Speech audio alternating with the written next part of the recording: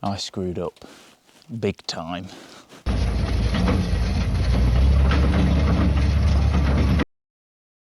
Hello all, welcome back. So, I've seen it a few times in the comments, people asking, where's the snowblower? Are we going to see some snowblower footage?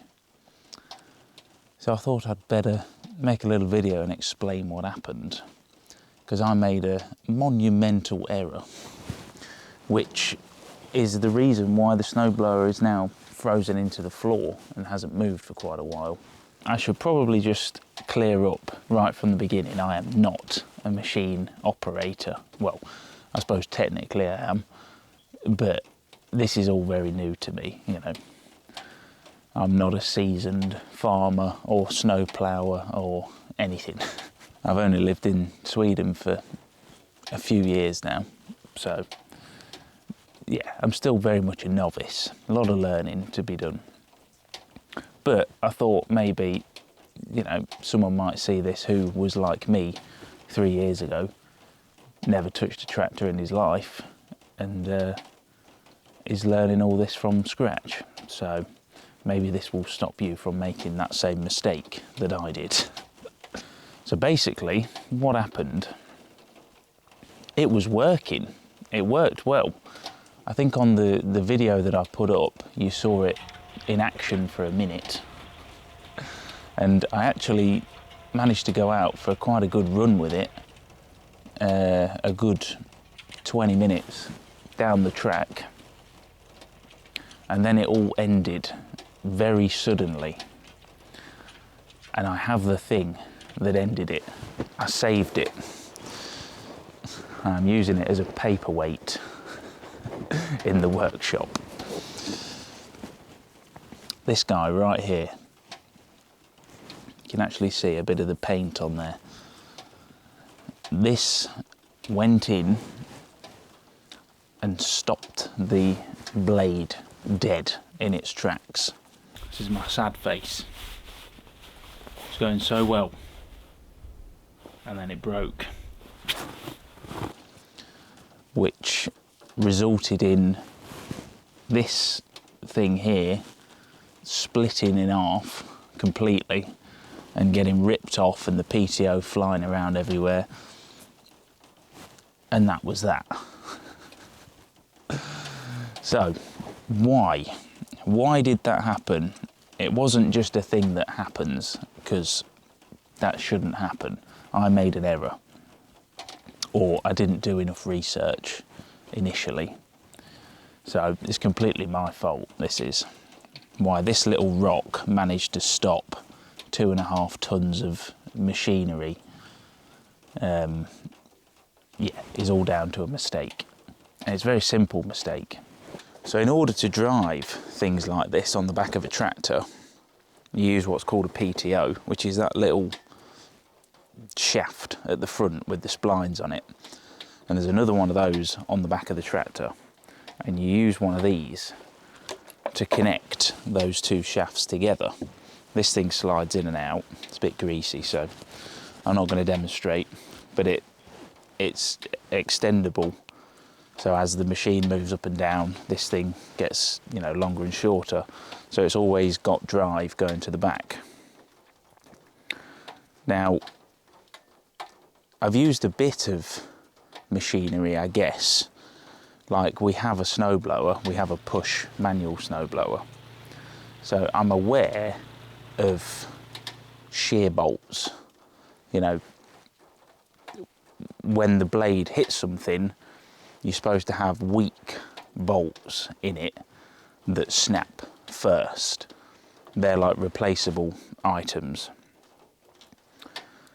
And yeah, even with the small snowblower, if you go and you hit a piece of wood or a rock or whatever, those bolts will snap and then nothing will get broken apart from them.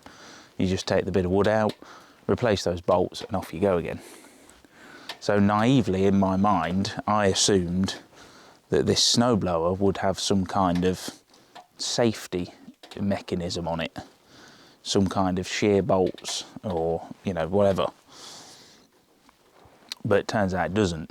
It is quite old. I'm not sure exactly what age it is, doesn't have a nameplate on it. but it's very much just shaft to propeller, and that's it. Is that propeller? Impeller, whatever.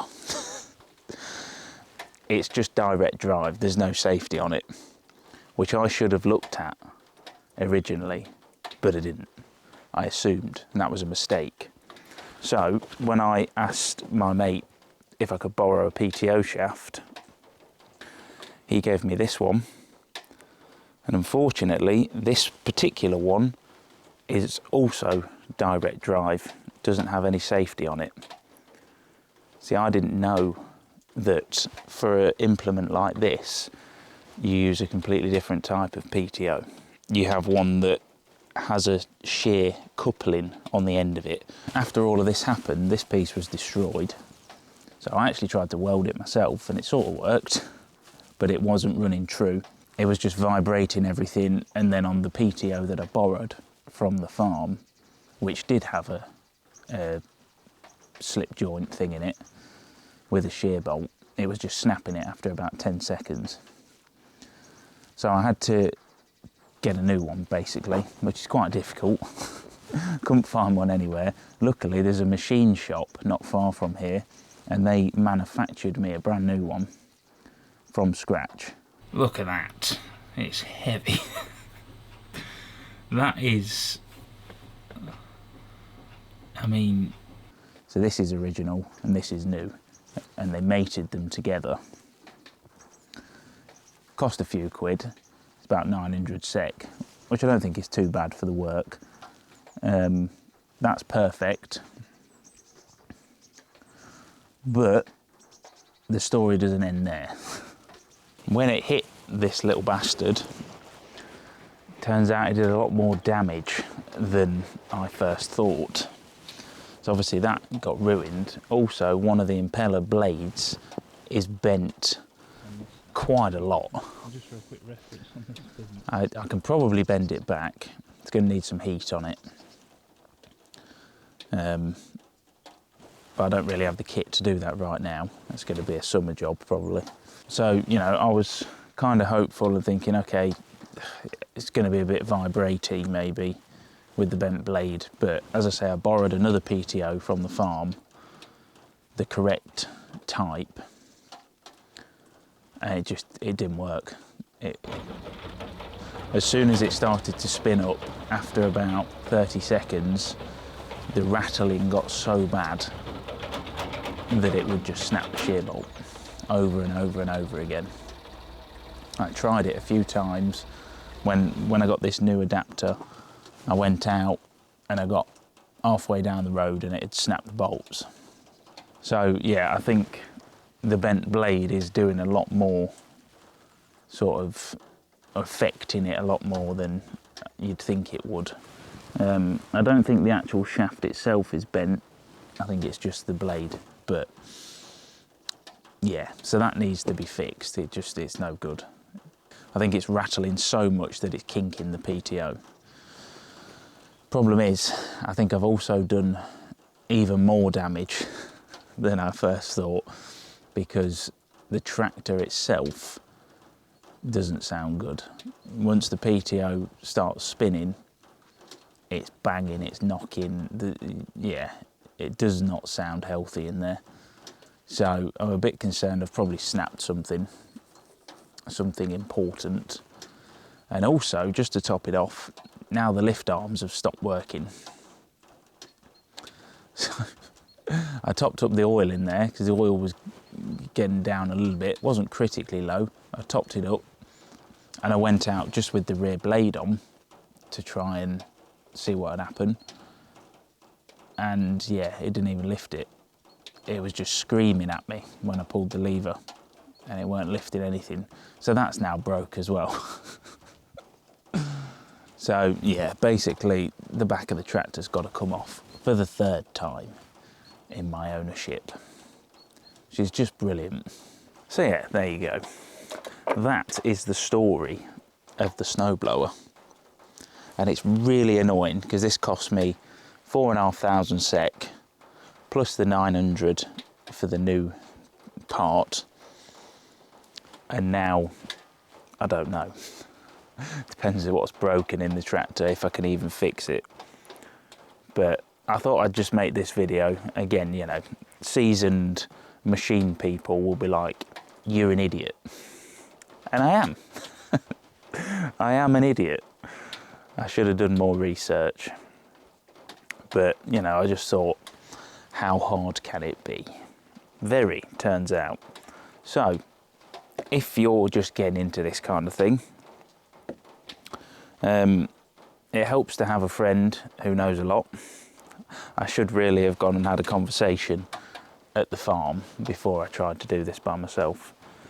But yeah, you need to know that there's many different types of PTOs and things that you need to check before you turn the key and hope for the best.